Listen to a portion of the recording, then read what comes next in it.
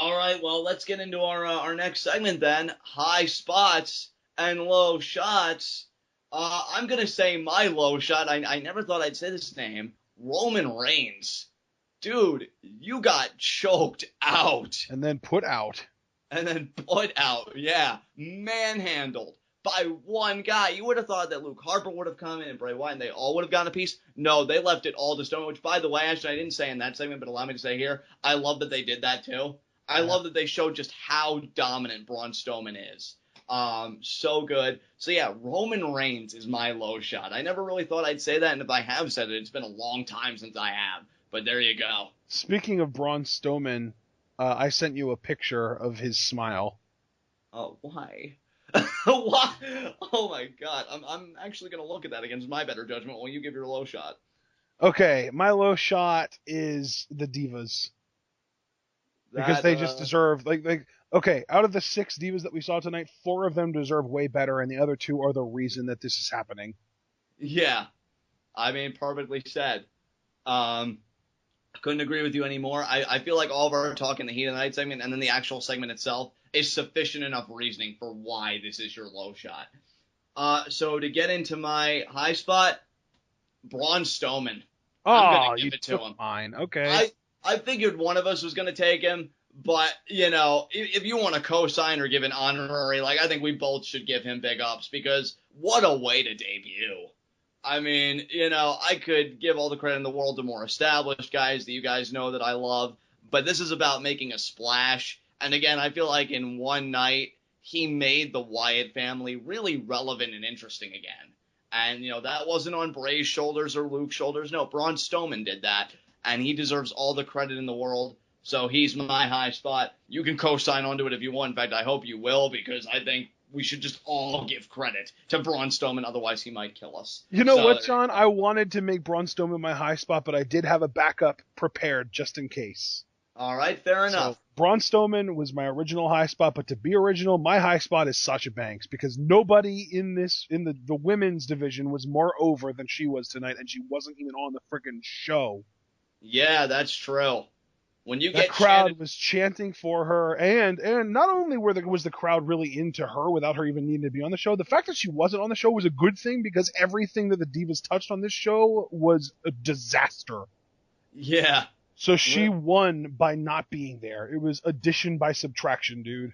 Actually, Sasha Banks, in terms of this huge WWE, extravaganza with Brooklyn and SummerSlam and this Raw, Sasha Banks had a pretty great outing because all they're going to be talking about is her match at TakeOver. Because SummerSlam, her team was the first one eliminated, and she didn't even look bad in that match. Yep. So yeah, Sasha Banks walks away with all the spoils in my mind because she had the big match that everybody is talking about. So, yeah, if I'm Sasha Banks, I'm like, yeah, you guys do that. I'm just going to keep reading these positive comments about the match of the year candidate I had.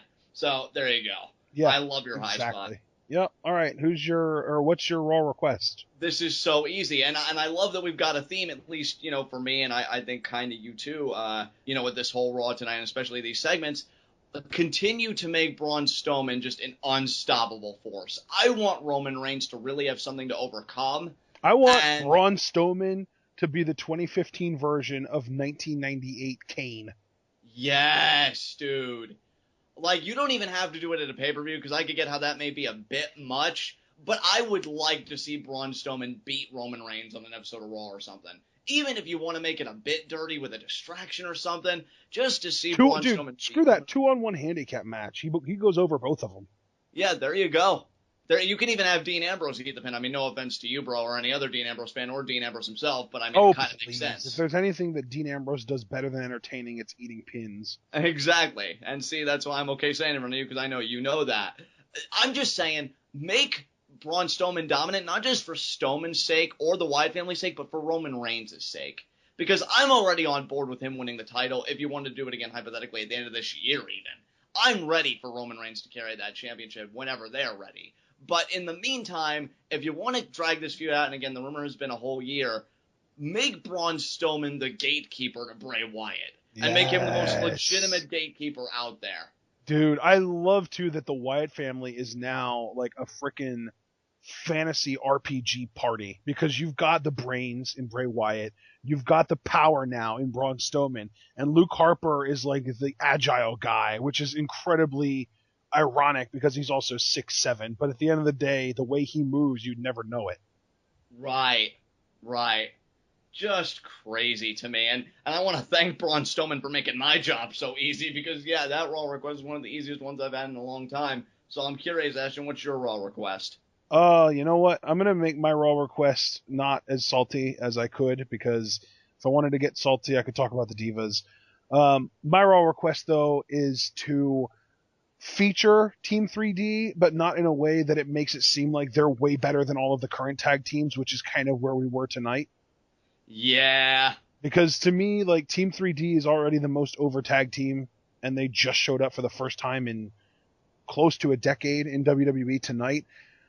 Use that not to make Team 3D look amazing, but use Team 3D's overness to get other teams over.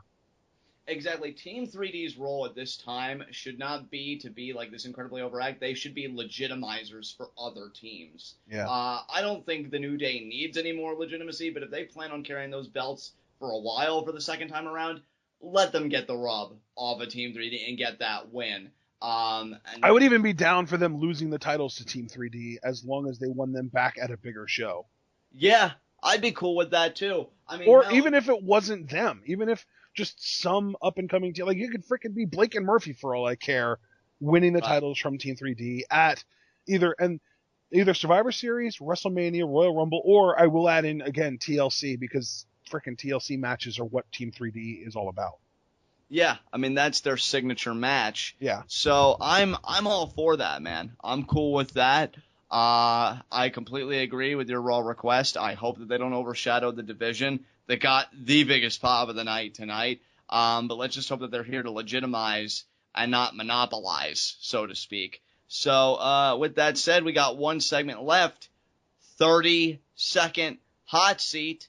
What do you got for me as the final Twitwell Raw review of the year, my friend? What's our final 30-second hot seat for quite a while? I gotta make this good, don't I? Yeah, you do. Pressure's on, buddy. What did you get me for my birthday? Everlasting friendship. There you go. There we go. No, but seriously though, you know what? I'm just to kind of take it a little bit more seriously. Who, and this is a long-term thing, who do you think is going to eventually at some point ever take advantage and finally manage to win the WWE World Heavyweight Championship from Seth Rollins? Who do you think it's going to be? And what event do you think it's going to be at? You have 30 seconds. Your time starts now.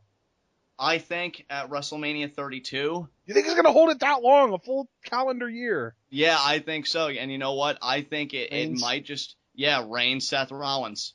Reigns, Seth Rollins. I think that's where they're going. Now let me just say this too with the time I have left, because I mean, that is my formal answer. Okay, Reigns at WrestleMania 32. 10 seconds left. But I hope it's not by another Rumble win by Reigns. Let's find a more creative way to get there. I don't know how, but I don't either. We'll see. That's quite the conundrum because you know what, dude? I'm going to come right out and say it. I don't think that they're going to do that because I don't know if you saw, but Steve Austin even tweeted tonight. I don't even know if it was a tweet. It might have just been a quote from a podcast or something like that. But he said that he thinks that Roman Reigns can be the super over mega star that the WWE wants him to be, but he also thinks that just like what The Rock did, Roman Reigns needs to go through an organic heel turn and kind of ride that out until the crowd stops killing him so much. Right.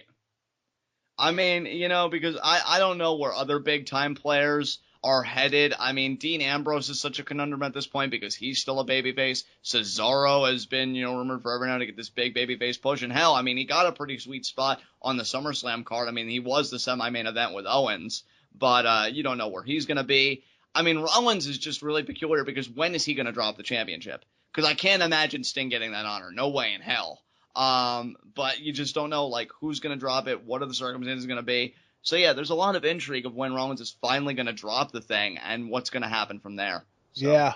Yeah, it's weird because, like, we've had this same champion for going on 5 months now, and even though we were just complaining about how bad of a champion he was not too long ago, It's kind of starting to come around for me.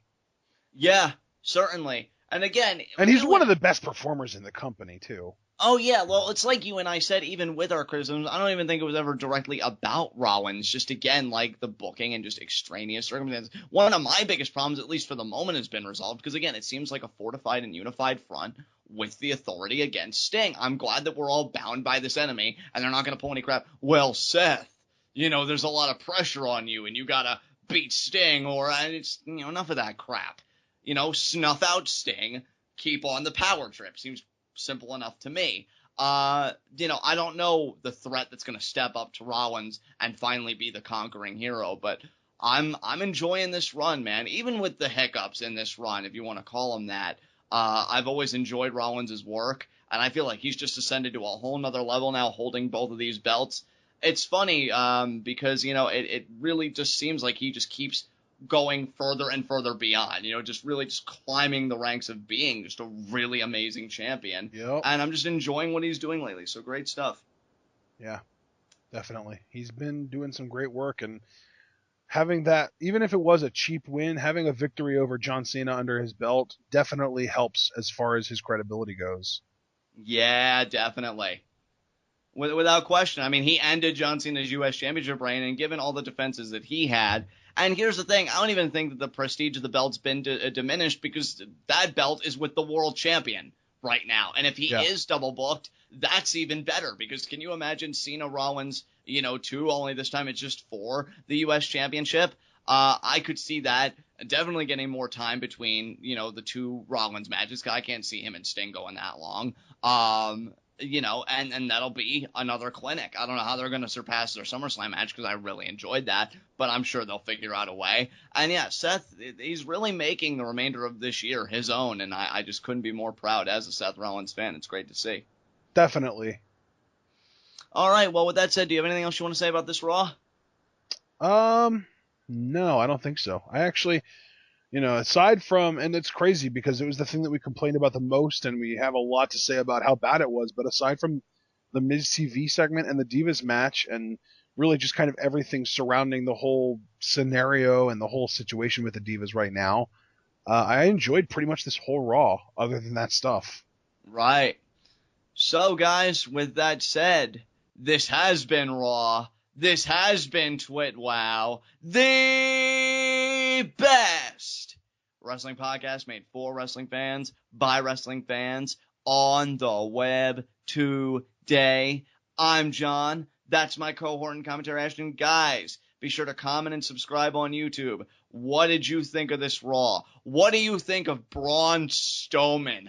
That's the conversation I really want to have. I want to get everybody's reactions to this guy.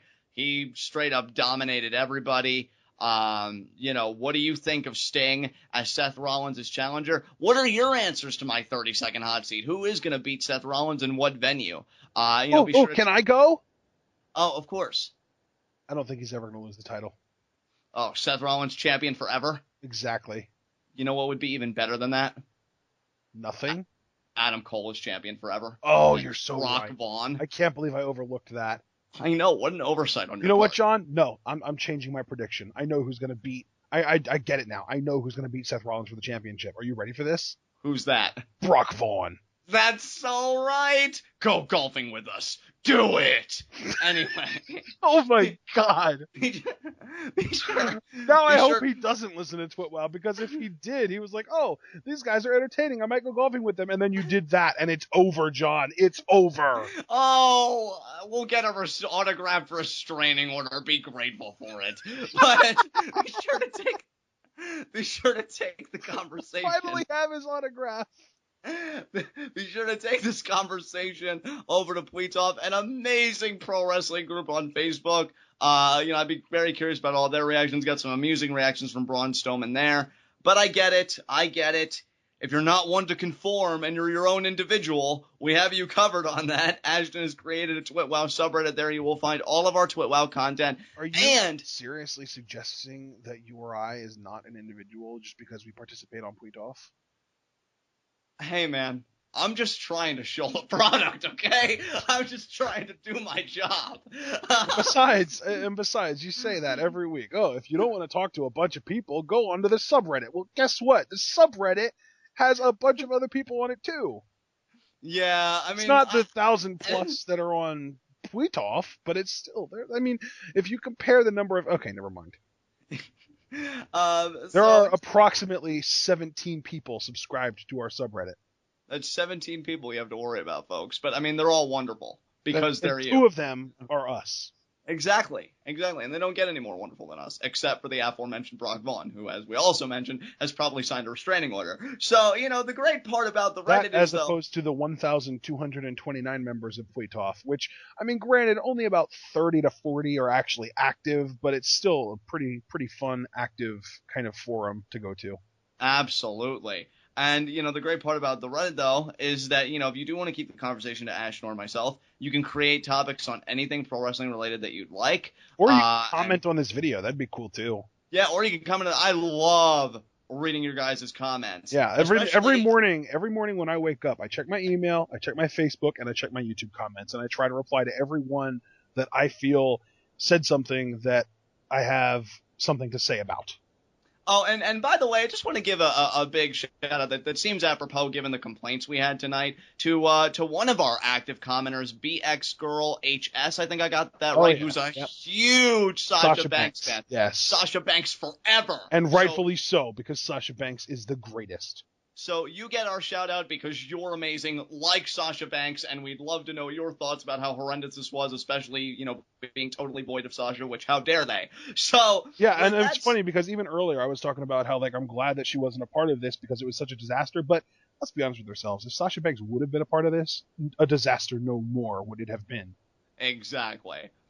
So with that said, we will see you again for episode 3 of Lucha Underground Rewatch as we continue down the glorious journey of rewatching Season 1, because remember, folks, Netflix needs Lucha, the most revolutionary wrestling product going today, and we're going to bring you all of that goodness here. And until then, guys, tune in and peace out.